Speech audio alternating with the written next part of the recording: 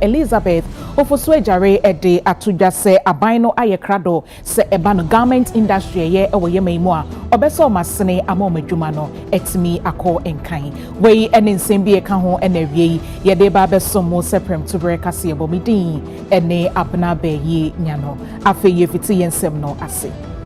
Yashin Semno Asadiana and Yamampenny His Excellency John Dramani Mahama Samra Yekase die we free and crimanti Mahanum say your mind Ghana yumu aquacupimu ebo Ethiopia won cropon Addis Ababa Nina and se enshimo kase koso we no eye bibi mind penny fua hudo enshemu na ehono ena Yamampenny ede ensembi ebetuja enye jumedi o mahye no bebre na ena wodano a we yekendini obekasa ebom ebi yese ebano ema ene nkwada ene afei amanfo eyedie ho ensem yesika sem ho ensem ene kwan ya yebetimi atoto niema yese bibiman amaye apem akọ enkan entinyame ya adom a wochene memene sei no wone eye mpanyufo ahodo ebeye breakfast meeting na meeting we no omo atoni din se Accra Reset Initiative Addis Reckoning enti kwan ya eye Ethiopia man no ene oman Ghana ye kro pa hodo mienu no ye betimi aka ye ho abom ahwese ye betimi atoto niema yie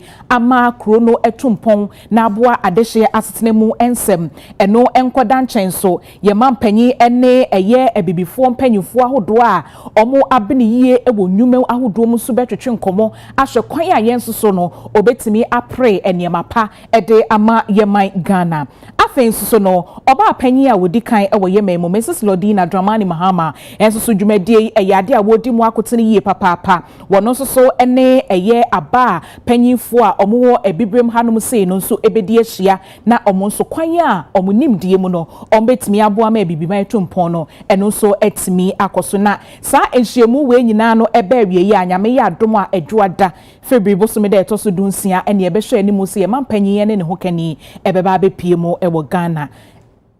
abra enhyiemu ni nyina aba awie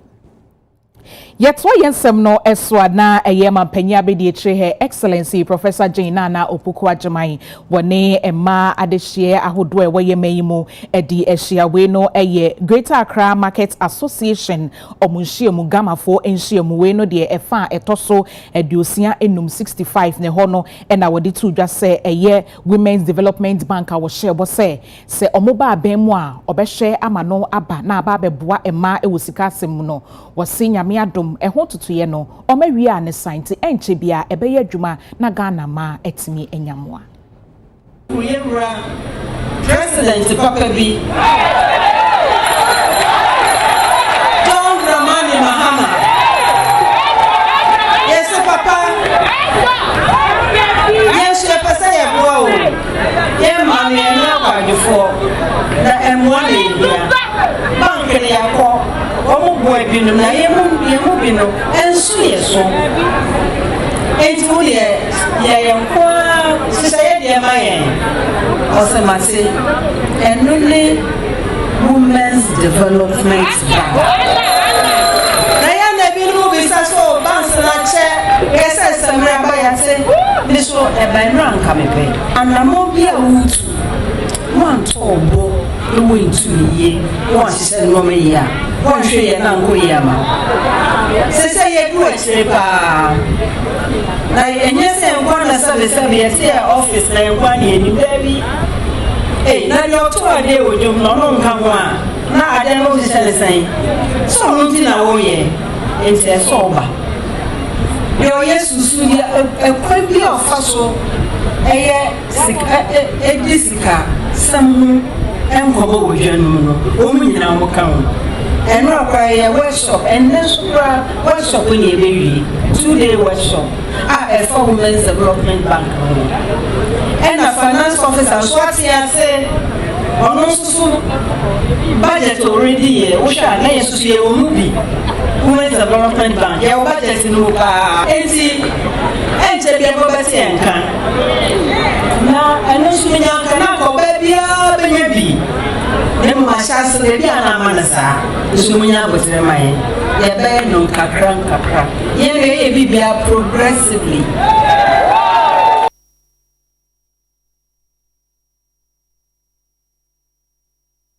Onmunyafo Elizabeth Ofusuejare and Yeswafo Shreddi ni mfidi nyuma so samra yekase wakopimo ewo etivido mantemu eyesavlugu North Shore Apparel Ghana Limited wakohonom ediwani akwakohye sedie omedwuma esi ekono koye no wose no kreni edwuma omoye no de so edi papa mo bom homoden wo hye ema dodo omafo omedwumem eno nkoda nchen clinic omesi crèche omesi se de be ya abatan e wo honom so no mo ba edwuma omoma no yebetimi de omakosa crèche no akwakwohye wo mo no wo kiremu a omo abom homoden na nyina mu no wose bibi sei no se aban hu a enche na aban eso masin to besere se adwuma no omo ye no omo nkoso pa na yade aban so ebebo omachidom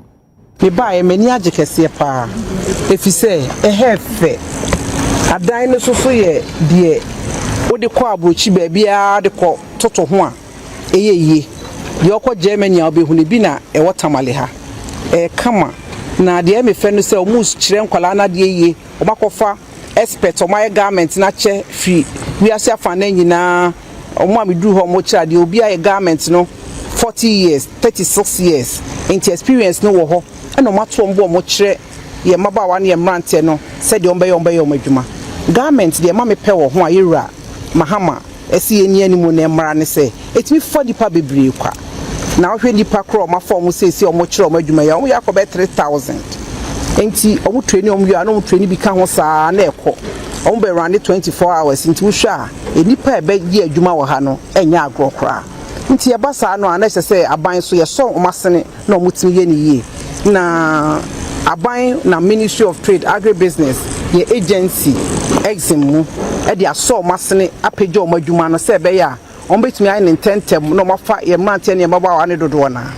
afi so aban be som no aboa private sector miensa no mo so aye garment factory no ebi e wo baabi titi o mo ye bi dada no because the why bi da no odo no ya enche. The training of the operators is ongoing, and the construction, which is almost 95% completed, is also in progress. We are building the first purpose-built apparel manufacturing facility in northern Ghana. So we are currently executing the phase 1 of the project, and the phase 1 of the project is to set up an apparel manufacturing unit that can be able to service global fashion brands and also be able to service the local apparel needs. Currently, we have pre-hire trainees of 2,300. Out of that 2,300, about 70 to 80% of them are women, and then 30 of them are deaf and dumb, hearing impaired, and some of other people have various forms of disabilities. So we're trying to build more in inclusion. Ghana Central for Enkabumuku Ura Albert Kwabnadumfo Edano Samra Yekase Omo Enekwantre for Penny Emma Kuku Board Ura Randy Abbey Edinkita ho so the Bay Omon Central for Nusubi Hunu the Ekoso Kuku Board no mo bon dera ometimi aboniyi Neho ena Dr. Randy Abbey editor menim say afi 2023-2024 Kuku season e na sikasem eho how bebre ewo ho ntomo baaye no omo ankasa no omo beto niema bebre na ensisi so nyina ka ho bi na amasikasem ayetare ewo ho no ene yetete se kokwa akuafo dodo no ampo yentimi entrio mo kana so se nyina mu no yesikasem so afo de niema pegu akwema ye ba betrio bibia kana Cocoa Board ebe adwuma sonso e dia so omai no. In the 23-24 season, Cocoa Board then projected a crop output of 800,000 tons, and on the basis of this output asked the cocoa marketing company to sign contracts to the tune of 786,000 tons. For the first time in the history of the syndicated loan, so 23-24 will be year 32. In July of that year, specifically 22nd of July, the then chief executive of Cocoa Board wrote to the Ministry of Finance to ask for bridge financing of $70 million. Otherwise, Cocoa Board was going to default on the repayment of the syndicated loan, which was due end of July. 22nd of July 2024 was when that letter was written. So the Ministry of Finance then, in a letter 24th of July, confirmed the release of this money to Cocoa Board and asked Cocoa Board to pay the money by end of August 2024. In fact, in a letter written by Cocoa Board had indicated that it will use the cocoa receipts that were coming in to pay the money. But because he didn't want to default, he needed a bridge financing from the Ministry of Finance. So that 70 million, which was released by the Ministry of Finance, was what Cocoa Board used to pay that money at the end of July to avoid a default. So to avoid the default, went to Finance Ministry, took the $70 million and was supposed to pay by the end of August. End of August came, Cocoa Board defaulted in paying the money to the Ministry of Finance. This money, 70 million bridge financing for the 23-24 season, is part of the debt that we've inherited. So it wasn't paid until we came into office. Now, so that is one thing that happened for 23-24. The second thing that happened was that Cocoa Board could not supply 333,767 tons of the 786,000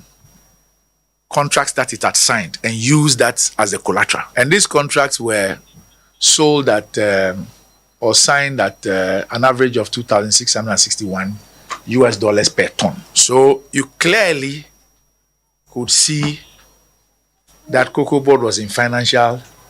distress, if not turmoil.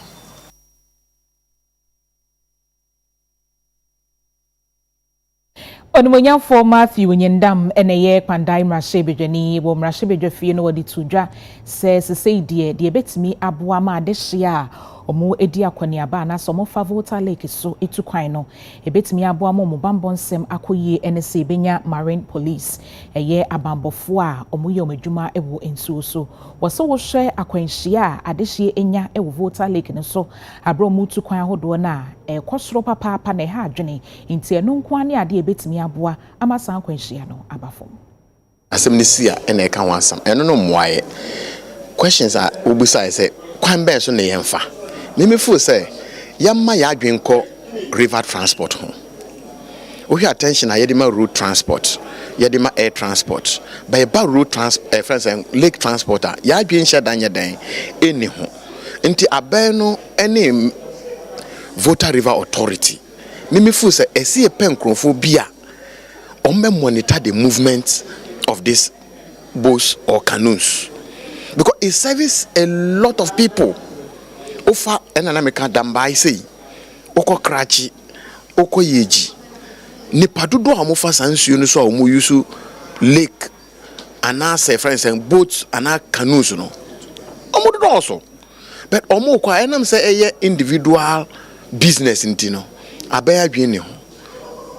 life jackets omo ni bi omo obi kra na omo nyusu wan ena hwe say omo yusu sa life jackets na omodi ama omo no police bia nchi obia sabe mpraduasa obia ni wa o monitor say overload cry dan abam obia ni wa o monitor say the friend say boat na we use cry no is of good. Most accidents na ya esin so no eya na nsuo beto a enframa no a ebo no nti wane ma omo those signals obia ni ho nti okono kwahia enframa na boom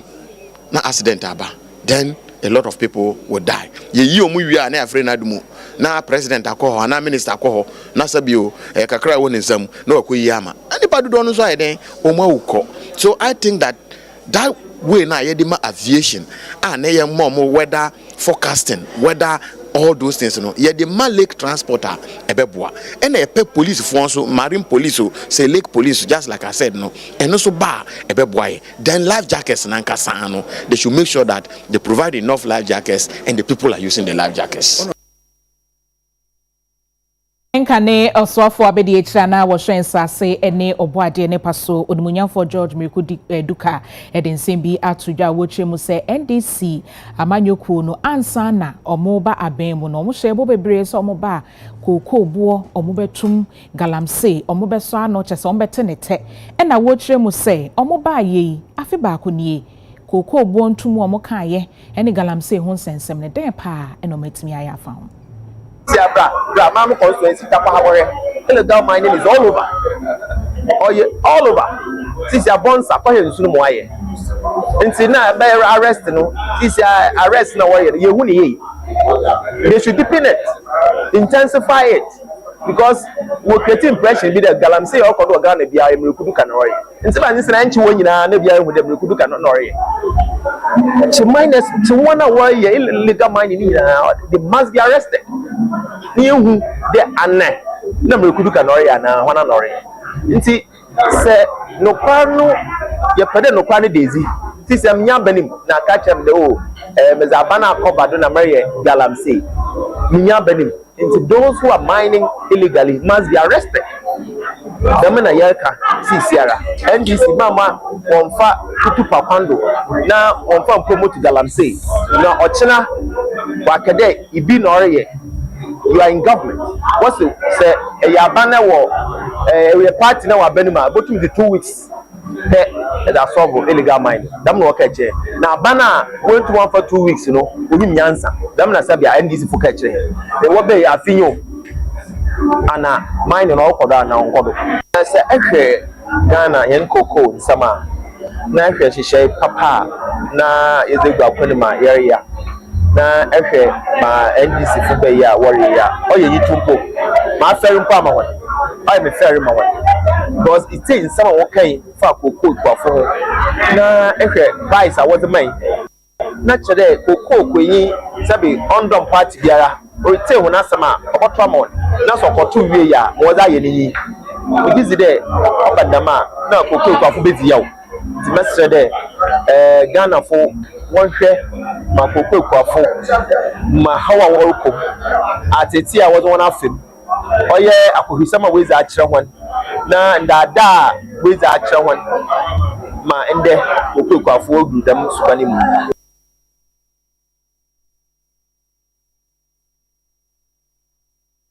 Iyeko bono mantemu kroba kwa yato ni dinse kwa miuswa wodoma mensini emu. Koko akuafe honom echiremu a koko buante so a abano aban ayade na omodanase esanse sa na beboa ama koko no aban betimi ato ne dodo afiri omonsem ede akọ adwaman so amomu so etimi ato. Omo echiremu se esanse adwaman so ebo na bafo munti na aban na ye ne science ne kwan so ano no enti omobo aban no abaso papa pe ba ne sanso so a koko akuafo ayenti mintu omokano aban benyeska ede etua omokana chief farmer wo kwa mieswa na na akwasi poku echirensemu sei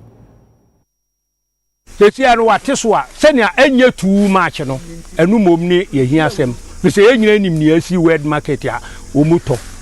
so hu do na anu se kura ye tell radio hu no ye hwe no price a aba sesia na omu se adni free base 70 so aba 40 so no lo kwasem ni eyade a ha adwene pa nti so ne de yen kasa chenchenaa so teso na Ghana ma bebo a onte so on se otum na Ghana ma bebo a na oteso na Ghana ma bebo a ne pe no se ne ntime mmoa emma Ghana ma no yekoko se no ntime nkoso ne de yen hye ne force se onye sese wo hwe adwaman so a yen nyina etibi se koko no be ba ate so ndi sa aban betie koko ne so a akuafo yen hye da ni problem na ye problem kakra ni se kakra na akam no ya to aban nyamfo atikanimla ye best aban se o ma sa atikanimla yinim sa aban yodwene ne manfo ho ntu hwa na ne ma bebele so atete ndise koko so te a akuafo wa ba se ne beka mre kakra ni na koko ni sika ne yeden eka mu nti ne ye ti ye na sika ne ka mu no eno kra no na ukodura fom ho kra na ne wo koko no so na wa ba ma abusa wo be yeden wo beti nso no sese de se ya ati asempa na o se obetua ono se sika na amaye na we no wati we no so a ye de ye ni asem bi e kana na ye besere na so ne se semmom se betu koko num e wo dwaman so a ye sere na so ono so ontum sa emfa maye sa so ye so ye bu beto ye yem ye ko world market na price na ahware abafon kora nti price na ahware abafon no e ya de abane no se otimitu ho na mo se ne be ya me no ya miunu so ye ho betoye yes te se abane no ebete koko no so na otimitu koko na ma ye papa nom no munye sika hwe school se ne se abane no ebe peja price no na so otimitu koko no enti se makwa mabunu a meda mabunu ano e wo ha ne de mesere ga na abane se ade se oye efata bia obebo ato koko no ama in fact ya wofo no ntimi sika so ahwe e wo school no abane no enye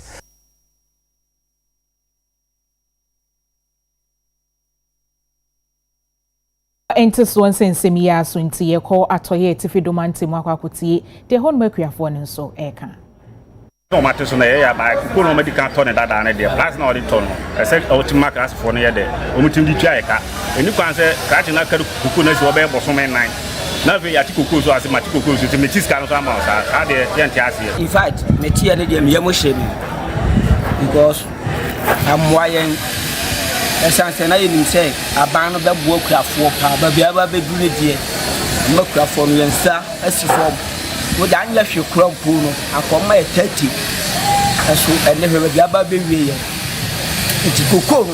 yenya koko ne fa kwa galamsey ana yenya de biu ade biu nya hwe no wo asasi we sesu koko ne kura ye nyina sese ade biu pa ne yenye ba plus ne de okono samra biu enye ye mu a yam preso kwa ne abeyedwe bize hedia yeti bi nu koko bi na tete akari koko 1 kilo na otwu mienu ni me kwa kwaju sika si ateso 400 ever for the mount so sika mai eni se me hu se afifra me kofi esi asawi ya ho den etu de kuta ni koko no na kuta ye sawi nti esi ade aban ya pa ne chew onfantum na ye hu ni ye beye bo ne de tira wateso ne de pese eni wateso because omu ne wo so ro ma omu ni no moye na koko no teso ne bi fa wateso bu mu dodo esenke be si 30,000 kura ndi efe apra ko wa kukuru afidu ha be si 25 isu on fa aban on mla kakra on ko nenim kakra ma ye Midday hambe because see no scam ma sa aban ko na so ko aboka se me ko de akebe boa se be ya ko no ensi wona ensei ana se aban to no on boka ntino hu se nke ye pa se be ya enso be bia didi se si wa e be se kwa no to ton ta so boka se de on tes kakra na nyina on toye no mo nya ade ba ba adentina aduma wo Ghana henyina se skeni o mani ma o munya sketi o moka na koko fo de ne ade no mun peska o ba bi no se ska no mo de ato vi ta kesa kesa no mo da mo se ayinu se ska no mun timi fam to koko ni so na that we mato e bre empa so bi ani zo mbete so ya for blue aduma na ye ne et ti o mate so e be ha ya kranti ase kire ne se ya no te se dada akra no ma se buo ni sha on fa bintu ama se si ya jintu moni nti ya to ama na se si aka se wate so a se ya kuafo wa ha ye etu aka se wote so di anyame no e be ha ye Yamampenyi His Excellency John Dramani Mahama kwa okopiemu ewo Zambia memu anu ehye efugu no yeti hunsem ni bebre enam so amene Ghana hanom se efugu na fekra ne yebo hu dawru eto ne kese na wo mo moton fugu ewo etifidumante mu kire se sese ni de efugu no jai amanfo to etu eguso a omoto no enye asemkuma So ukopiem ewo social media so a entoko bi ekoso a ewo Zambia ene Ghana for entem entoko nyina ekobae se president of Zambia ekofre ye mampeni atade a na ehye no a eye fugu se blouse eno no Ghana for ye ni akwaje ho kra emebi mu kotwe ho dare ama ebi kra eguso ekoho ewo social media so na we enam so ma se fugu anabatakari ababa gidimpa ewo man Ghana mu ha amano ni nyina amanfo ani ababa je ho Mohammed Sharif Abubakar eye obi a wonu fugu ewo etifido mantemu no dia to UTV kasebo enim se fugu no emfaso abamu pa edwuma no ekoso amanfo ani aba beje ho na se emfaso puduo pa ene onya di frimu say eno de na no desam etudwa. Actually for the first 2 weeks the demand for smoke is very high. Actually I'm just coming from parcel office. Not once I went to STC and I went to VIP to send smokes, and the orders is very high. We have different types of smoke. We have about 4. We have the Gumbes type, we have the Gunje type, we have the Upper East, that is the Bulgar type, and we have the Volta region type. We thank God for giving for this opportunity. We thank all Ghanaians for supporting smokes on social media, and we thank the president too for selling the smokes across the world. So far, the business is booming. Like this week, I'm able to supply almost 5 to 6 smokes to requesters, and some request almost 5 to 6, and they are on process of weaving. So we really appreciate how the business goes so far. We have 2 types, mainly for men and then women. Like the one I'm wearing is for men, and it's the one with hands, and we have also another type which is without hands, and this is without hands, and this one is also for ladies.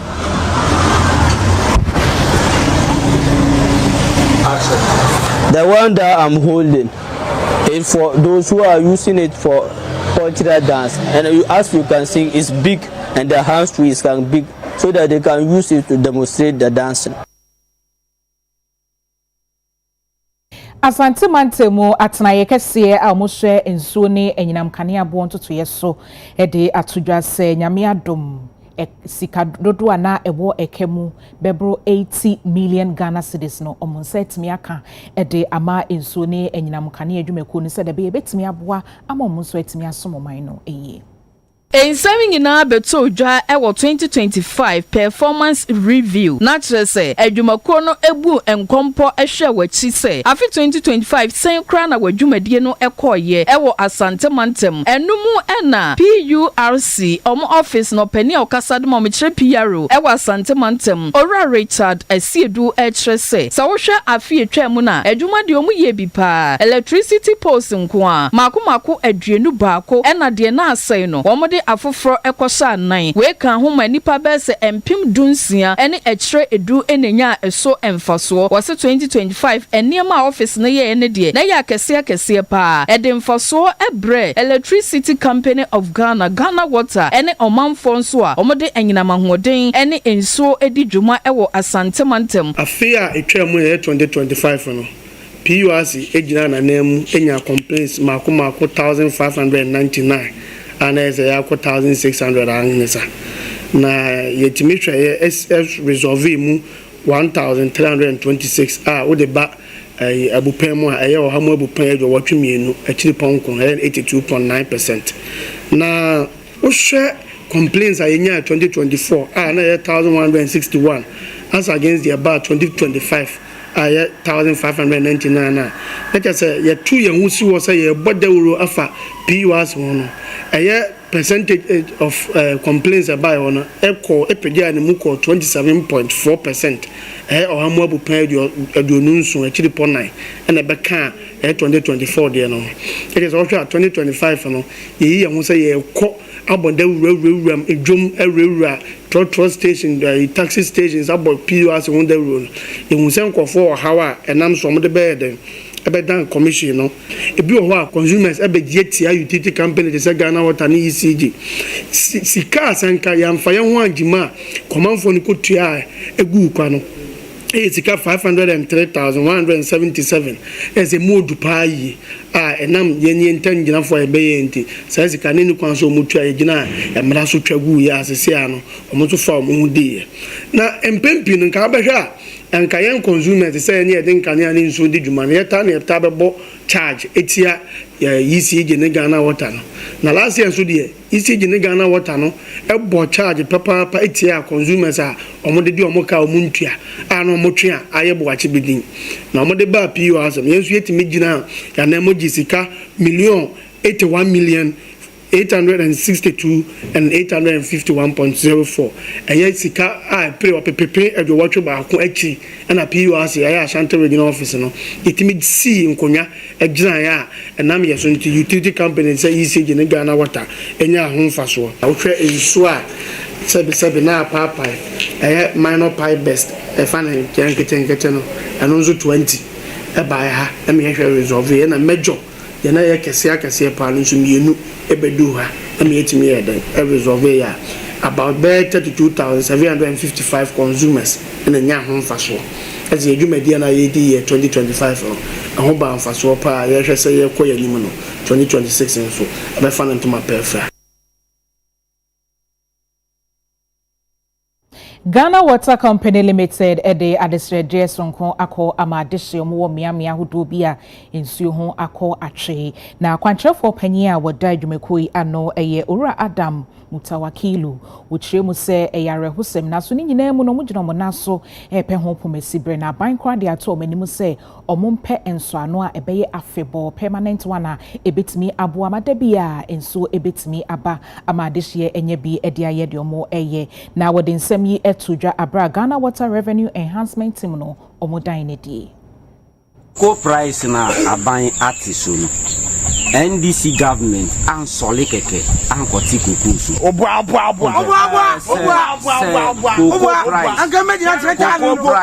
from the world market price. With respect to people not getting water, our customers, we understand you, and we are working round the clock to see how to fix it. We have a rationing program because of the shutdown of the desalination plant, and looking at the rationing, we realize that we need to modify it. And also, we realize that some people block the valves. So even though water is going, because they block one of the valves, an area will not get, and one area will get. We have people on the ground to monitor and then see how. So, it's also good news that His Excellency President John Dramani Mahama has directed that the Minister of Finance, Minister of Justice and Attorney General, Ghana Water Limited, and the shareholder and letters of the desalination should engage for amicable solution to getting back the desalination plant. We are pushing hard to make sure that it's resolved once and for all, and the plant will start and produce water to the people of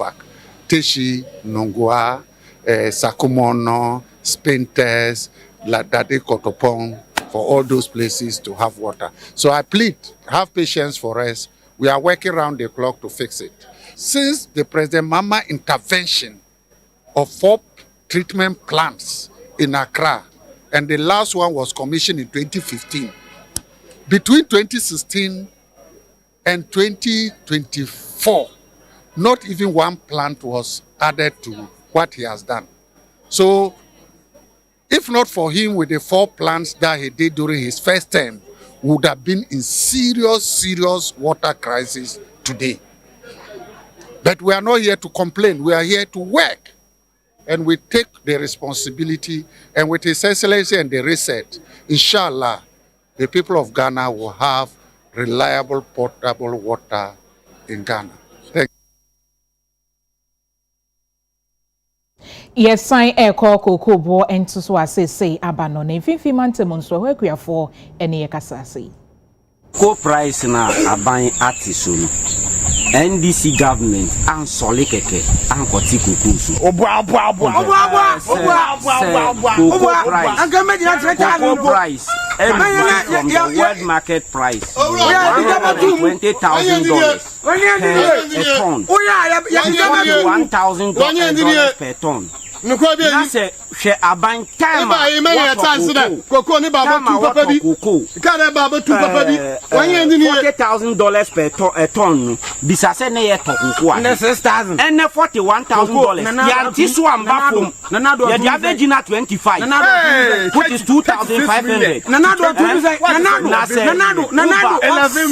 jina ho na se wo ka se aban ni we ni ye a aban ni onko fesika wo hi no fambe so sika ni so mfa ntọ kokoo no emfa ma hwe kala MPP aban abo egu ho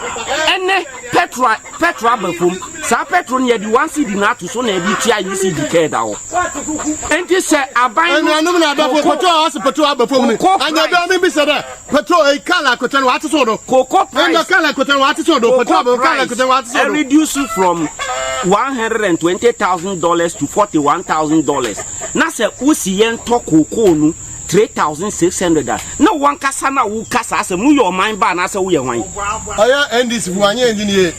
sentini se mo ba hye ebo se cocoa mo ba mo ba tum papa bi na ekufa do sisi an MPP aban sisi an echi mo ba ya cocoa ba tum papa bi mo tum kitwa bi ni na nkwamra se cocoa ni sisi ya tere ya atofo wo to cocoa ama me ba ya mama tam cocoa kotoku ba ko de tum ko ho obi mam 20 million pan gina mfa sam ba ya no obi antuma to cocoa amsadu cocoa no batufe ama sisi amike se bia maba na da na onye na mo ba se mo be he ana se mo be di ewu wudi ndi saba mo ani ndi ni kwa sasa na mo nyamba tanda ya so no mo batena na hwe koko efi ampo hwe koko ha na hwe fom de yakwate te be sisi wo ya de wo akrachifo atom betu ya sisi on besi de tu ankoye nukrani ankoye kura na ka mu tisu mpo a mu fanyina na nadu de a 3000 mpo nkaye ka mu de jina na nadu de 3000 mpo a na nka kurafo yeso ye bi hwe fie mpo hwe koko e fi na ukwafuo ma koko eno na ye dididi oh and this aban in fact o man ya de omo wa asam fufuro bi a omo san meka nkire yen na koye anya koko if you had them for if you had them for na fom you be chani na agu ya do power rubber you be chegu ya do power rubber and this for ya ye numa agu ase me am ye this ni pa me end this ni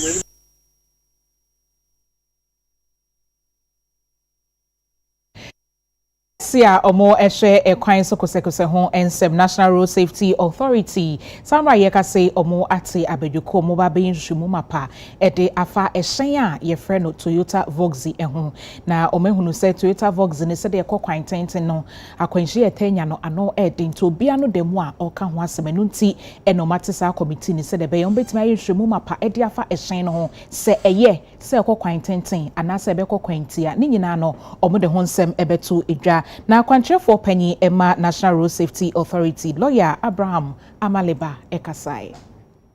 It's on the Voxy vehicles, and that's why this committee has been put together. If you recollect, we issued a statement, and this was as a result of a lot of complaints coming to the authority that the Voxy vehicles are constantly involved in road crashes. And so we want to see whether there's a problem with it. We want to see whether it's a mechanical problem or it is a driver issue, or is it a road infrastructure, or is it the environment. We at the National Road Safety here cannot do this alone. We will need experts like you to assist us. So today's focus is purely on the Toyota Voxy vehicles, and we want you to, as a matter of fact, delve into detail, because your report to us will determine how we want to treat those vehicles as commercial vehicles. Our focus is not for private vehicles, private ownership. Our focus is it suitable for commercial purposes? That's the focus of this committee. Within the stipulated time, we will be able to unearth all the issues surrounding the Voxy vehicle. As you mentioned, the recommendations should be evidence-based, and I am very certain that we will be able to produce a report that will help the country. We consider this a national duty, and indeed it's not only Ghana that uses the Voxy vehicle en masse. It's widespread in Africa, so I'm sure our report will also be useful to the rest of Africa and also be useful to the manufacturer. Timemu for the better and say if I acquire Voxy Toyota vehicles, if I sonya quensia, ebino mo yeso yamfata boa ento omo so yampani omo yentwemu ni ade, but yene nyina so tina was say yanhwehwemu enti awajokoi jumadi omo di bakopa ne se ombeboa na yetimi anya nyina so. In fact, you say sarcasm sequential na no a fa quite a car na the kind of see almost here near 12 free the faso at the aba a bonkum so tibia no more no money the ebedom so say and fa car no a kwan for driver cars no nti anya ni aso bia anya je betu ho anamon etideti two partners on boy na yetimi atiase onti onza technical nti no Standards Authority for Toyota for Moye car no SILT Mechanical Engineering Department or KNUST DVLA and authority na other civil society groups are or more transport space no more.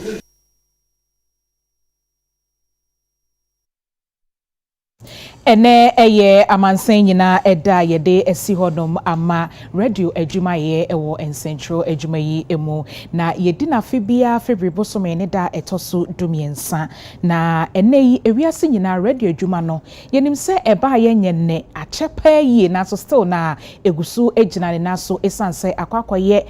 akwanya hronko a ye faso ede bodero eba no enhumesua eba ne se ye ma de hye hunu ne ekoso ewo wiase ene ho nsem ni nyina enti ene de ye de esi honom ebon central for abaso ne di true ene wo ye radio adwuma apabenefo a omo ewumo ye de bom abaso ewo adwuma den a omaye ede ababesi samre ewo radio adwuma no emu.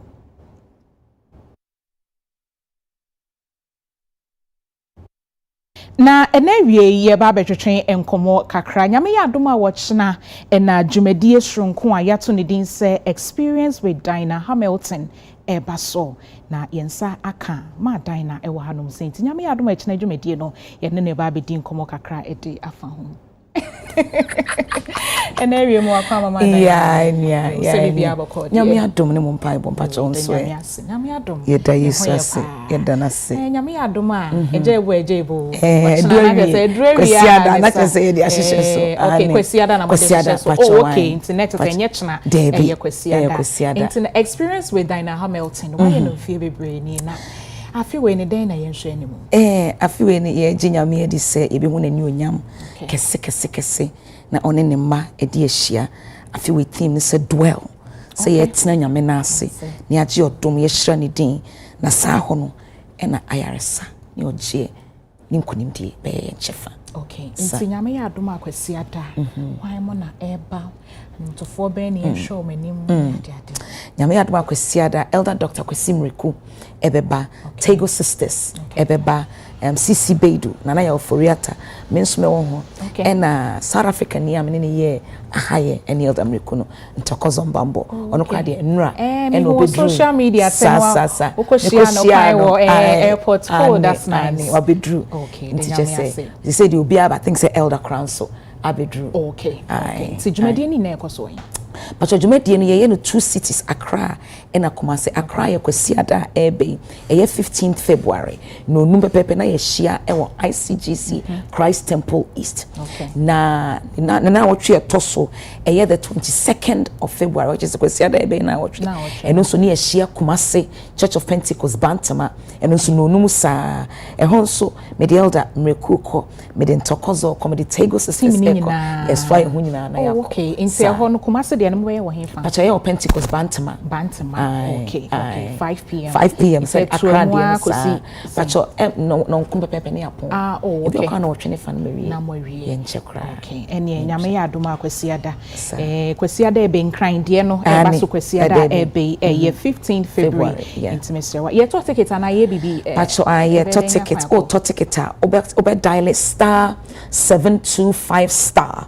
8080 hash star 725 star 8080 hash and yes I'll come my website dinahhamilton.com ubenya tickets ni bi afein so no se opesa oboa Dinah Hamilton Foundation na enu pesa oto na ye friend premium ticket eno no ye be deliver tickets na ma oba obenya first 3 rows obenya akonya ho special parking ye pon a ye be share meet and greet photo session and no obe dial 054 690 7473 054 690 7473 pacho no num pepe kwesiada ebe na yeshia ewo ICGC Christ Temple East. Okay nti na che say code we na boy ni na for enkrani Kumasi ni na pacho okay the same way star 725 star 8080 hash so per physical tickets and so and now ko batch na total dan Suman Shell Airport Shell Hacho Shell Tema Community 8 na 11 and a Cantonment Shell obenyebi Kumasi so Poku Trading ena be quite run about shell some run about shell bantima pentecost obenya bi in fact in Christ so ICGC Christ Temple also obenya bi wo ho a sabe count tickets about you and ye better was a pa enti nyame ya adom a ye be share I na maboafo aseka wait me aboafo so asne hu nya pa awake purified drinking water ye da masipi nyame nkoso nhramo pacho enterprise life ye da masi DH by DH property electronics yakase nyame nhramo Cell Farmer Zoom Lion Jospon group of companies Beulah Brokers We Too Seafoods nyame nhramo Sekina Eats Fresh ye da masi bebre twedi ampo nyankopon onyemo kese ye better was pa na we wish you all the best say nyame ya adoma kwesi ada program no enko ye said afi bia ye no enye strong kwani kuma se die ni nyina ye da se nyame nhyira Mishra was Cynthia ne ma Dinah Hamilton a gospel musician back up wajindin ye Ghana ene wiasime nyina wajidin ye papa nyame adoma experience with Dinah Hamilton bomodin ase obema wonsa account tickets o won kran hanom dia eye Sunday ebe ya wo kuma senso a eye Sunday ebe na wohwe na ye nyina ye nkobo na chidom na dwumedie no enye krabehwe ye to ayensem no eso ye nyina eye yanimsem se nyame adoma ochina eye February bosumeda etoso dunai eye dasron kwa wiase nyina ye disi honom edi Valentine's Day na Valentine's Day ne de ba eye adofo edashronko ene mo adofo no mobia timi make sure say wona odofo ebehia na sansem we ho enanam so ama omo Community International Condoms Day ene ena omo pa ho entoma ne nyina ene se edru saabosumi we ya ye di Valentine's na aya enkrofo bebre na wiase nyina enkrofo bebre na ena eba no enemu yade a omo enya ne kese pa enunti ama enwumakuo podo eba no se yebo ye ho ban ewo ye na enhie mumu a omo ebo kokko ede ato adehye nyina enim se eye da adofo nom ehia de na so ni nyina mu no aya na wahwe na wabon ho ban se de ebe ya wu ma wani gi anase wu hia wodofo no na ekire enkonkofa o ha obi anase yade bia embre wenti bomoden a se ene ya commemorate eye International Condoms Day no obema wonsa aka wode se de be nyame ya adoma so no dofo bi hia mmienu matimi abomo ho ban ye jina we so na ya home kase bono so ye ba bongo di fara e dia godie mu nsem e beto aso